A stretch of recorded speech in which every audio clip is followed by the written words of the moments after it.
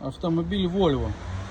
Звернулась людина на діагностику, що після ТО в нього почала свистіти турбіна, пропала трошки тяга, щось почалось не так.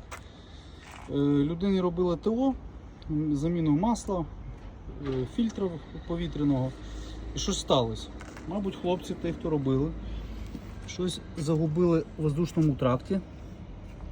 І після заміни ось така ситуація у нас з колом компресора. В нього щось влетіло і побило лопатки. Так що робити того обережно. І тут можна накосячити.